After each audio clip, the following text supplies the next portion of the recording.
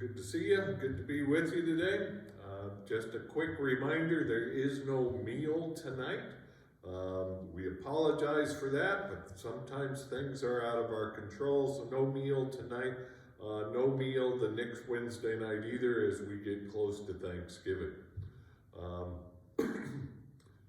And so we're working our way towards the end of the church year. The end of the church year comes on November 26th before we start Advent, which is the beginning of the church year. And as we come to the end of the church year, our lectionary tends to take us to the end of things, right? So last week, this week, next week, we kind of have these parables about what we do in the meantime as we wait for the second coming. This week is the parable of the talents. And you might remember this. Jesus talks about this gentleman who's going off on a journey for who knows how long, and before he leaves, he entrusts his servants with talents. One he gives 5, one he gives 2, one he gives 1. And then after a long absence, he comes back and he wants to find out what the servants did with the talents. Well, the one with 5 doubled it to 10. The one with 2 doubled it to 4. The one with 1, excuse me, came back with 1. It is a problematic parable depending on how we read this. First, there's some very discomforting things about this parable. It's about slavery, it's about judgment, it's about punishment, it's about economics. Right? So we have to be careful with our interpretation and how we let it inform our lives. And one of the problematic things of this parable is, how did the 5 talents become 10? Did he exploit others in order to double his talents, his money, right? Which would be problematic.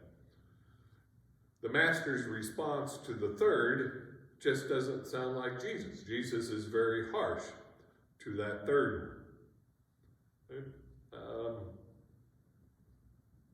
So how I read this? I read it as a parable about Jesus. What Jesus did. What Jesus accomplished in his lifetime. I read it as a parable about taking risks, about living your faith boldly as Jesus lived his life boldly. Okay? There is this notion that if you are not taking risk, you are not living at all, and that's kind of what Jesus seems to be saying here. Another item that I see interesting in this parable is the third servant acted out of fear. Right? He buried the talent in the ground and let it be and brought it back because he feared Jesus. He feared God. He feared the master. And that's what gets him in trouble. Fear has this tendency to neglect or reject the opportunities to love one another.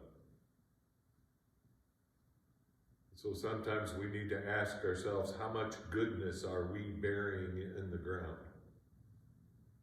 How much of our time, our talent, and our treasures are we burying out of fear of others, fear of God?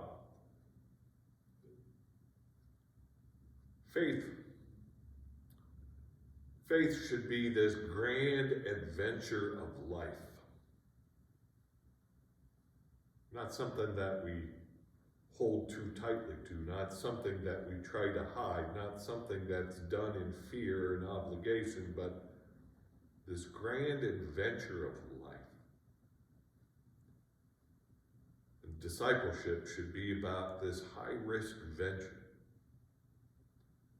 Putting ourselves out there, boldly living the faith as Jesus lived Jesus' faith. Taking love to another level. And I'm letting it be. So the question for this week is, one, what are you burying that should not be buried? Right? How much of your time, talent, and treasures are you putting it in the ground for somebody else when it could be used here and now? What risk, then, are you taking? Well, we'll see you soon.